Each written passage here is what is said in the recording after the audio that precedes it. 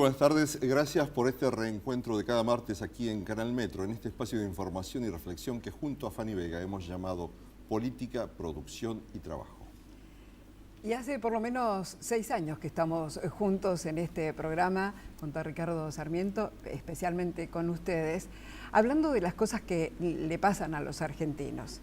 Y muchísimas veces nos hemos preguntado sobre la necesidad que tenemos de generar políticas públicas, de que se articulen las cuestiones que competen al Estado, pero que si no están bien articuladas pueden llegar a perjudicar al resto de la sociedad. En esta situación tenemos un caso de una emergencia hidrológica que afecta toda la línea mesopotámica marcada por el río Paraná. Tal vez usted no tenga clara esta información, pero sucedió que entre el 6 y el 7 de junio se formó un frente de tormenta muy intenso en la cuenca del río Iguazú, en territorio de Brasil. Y allí un río que tenía 1.500 metros cúbicos por segundo, o sea, 1,5 millones de litros por segundo, pasó a tener 32 millones de litros por segundo. Y todo ese volumen de agua llegó al Paraná. Y desde allí, entonces, desde el 7 de junio, esa masa de agua está descendiendo y ya pasó en su pico, ya pasó por el territorio de Corrientes, en Ituzaingó, aguas abajo de la central hidroeléctrica Yacyretá, para que usted tenga una referencia. Y allí, afortunadamente, no llegó a los máximos que estaban previstos. Es decir, que se atenuó un poco el impacto de la crecida y en parte, tal como lo decía ayer en Corrientes mismo y en Posadas, lo decía Jorge Capitanich, el jefe de gabinete del ministro, en parte ese impacto del volumen de agua se atenuó porque había obras aguas arriba de Yacyretá que protegen a poblaciones tanto del lado paraguayo como argentino, pero esa masa de agua hoy sigue avanzando hacia el sur y por esto es que tenemos a nuestros invitados que nos van a explicar cómo puede ser que este volumen de agua, esta crecida excepcional, históricamente excepcional, cómo puede afectar, si es que puede afectar, a los territorios de las provincias de Santa Fe, Entre Ríos y la provincia de Buenos Aires, ¿por qué no? Y particularmente, entonces empezamos por la provincia de Buenos Aires, está a mi lado Luciano Timerman, director de Defensa Civil de la provincia de Buenos Aires, gracias por venir. Pero también nos acompaña el secretario de Articulación Científica y Tecnológica del Ministerio de Ciencia y Tecnología de la Nación, el doctor Chicato. Gracias por venir, doctor. Gracias a ustedes. Que precisamente desde el Ministerio de Ciencia y Tecnología, en este último tiempo, se ha firmado un protocolo que está relacionado con el trabajo que tienen que hacer los científicos para prevenir al resto de los organismos sobre las contingencias que pueden traer fenómenos como el aumento del caudal del agua de un río tan importante como podría ser el Paraná. ¿De qué se trata ese protocolo, doctor? Bueno, venimos trabajando desde hace aproximadamente 1 año y medio coordinando el sistema científico argentino, que como ustedes saben es muy complejo y variado. Hay 13 organismos nacionales, 50 universidades públicas, más de 60 universidades de gestión privada. Todas estas instituciones tienen información potencialmente útil para que las autoridades que tienen que actuar frente a la emergencia puedan disponer de esa información científica. Lamentablemente, en el pasado ha estado siempre esa información no disponible, de una manera desarticulada.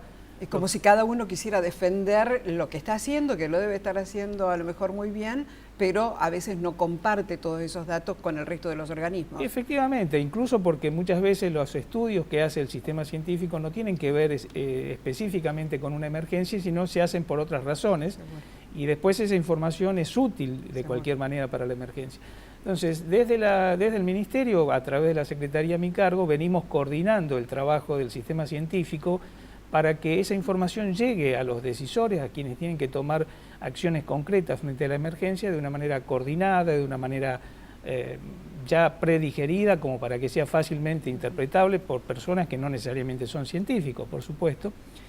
Y el primer protocolo, que es una manera de cómo organizar la respuesta integral del sistema científico, justamente se firmó la semana pasada en la sede del Instituto Nacional del Agua, no previendo esta emergencia hídrica, sino pensando en el fenómeno del Niño, que alrededor de septiembre iba a generar emergencias de este tipo, de alguna manera, no tomando en cuenta esta situación inusual que usted señalaba, sino lo que era más previsible, que era el fenómeno del Niño. Doctor Ceccato, entonces este fenómeno inusual que se produjo ahí en la cuenca del río Iguazú con precipitaciones tan intensas, ¿puede repetirse entonces durante el curso del año? Sin lugar a dudas, ahí se está previendo que la implicancia del Niño, que como todos saben acentúa el nivel de precipitaciones en esta región, va a generar problemas, como decía, probablemente en septiembre o octubre, y este fenómeno inusual lo que va a hacer es agravar esa situación.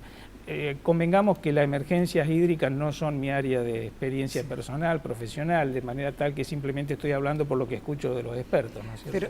¿Y la emergencia hídrica va a llegar a la provincia de Buenos Aires también? Así es. En el día del lunes, el día de ayer, hemos tenido la reunión con estos organismos nacionales, el Instituto Nacional del Agua, el Servicio Meteorológico Nacional, el Servicio de Hidrografía Naval y demás organismos provinciales en la temática, donde la información que nos han brindado es que entre el 2 y 3 de julio estaría ingresando agua mayor cantidad a la provincia de Buenos Aires. 40 millones de litros por segundo. Y la masa, el pico de la crecida entre el 13 y 14 de julio, por lo cual la provincia ha puesto en actividad, digamos, activado el plan de contingencias para este tipo de situaciones, para crecidas del río Paraná, que va desde San Nicolás hasta San Fernando, que ha desarrollado el año pasado. ¿Qué es una línea del río más o menos de unos 100 kilómetros de extensión? Y más también, sí. Desde San Nicolás, que ingresa a la provincia de Buenos Aires, hasta San Fernando inclusive.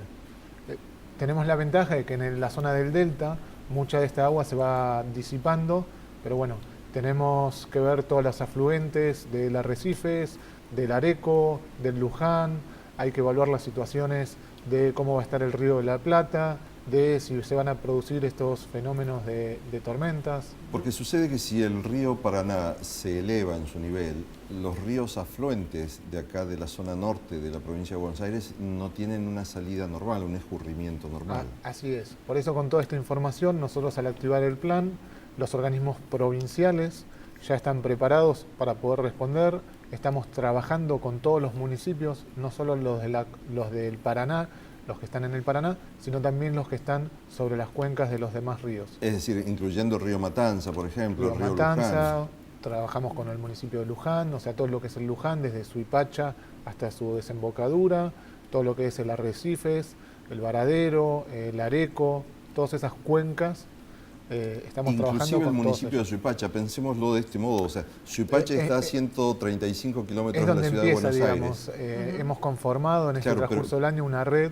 Pero estoy marcando esto para tener una dimensión de cómo impactan los fenómenos en uno y otro lugar, porque Suipacha está a 135 kilómetros de la ciudad de Buenos Aires, yendo hacia el oeste por la Ruta 5, Así es. pero a la vez debe estar fácilmente a 250, 300 kilómetros de la costa del río Paraná. Así es, pero bueno, toda esa agua va a desembocar, si puede, en el río de la Plata o en el Paraná, generando inconvenientes en Pilar, en Luján, en otros municipios, que es por donde va el agua.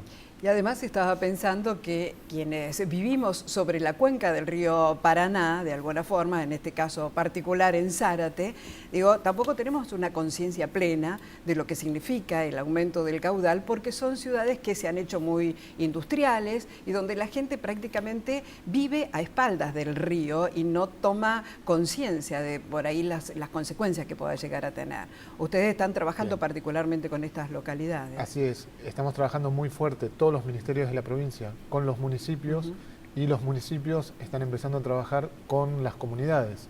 Sobre todo es importante llevar la información de que, bueno, puede llegar a ocurrir, ¿sí? Y hay que estar preparado para si ocurre. Si no ocurre el fenómeno, mejor. Pero si ocurre, hay que estar preparados. Doctor Alejandro Ceccato, Luciano Timerman, los vamos a invitar a una breve pausa y seguimos en Política, Producción y Trabajo.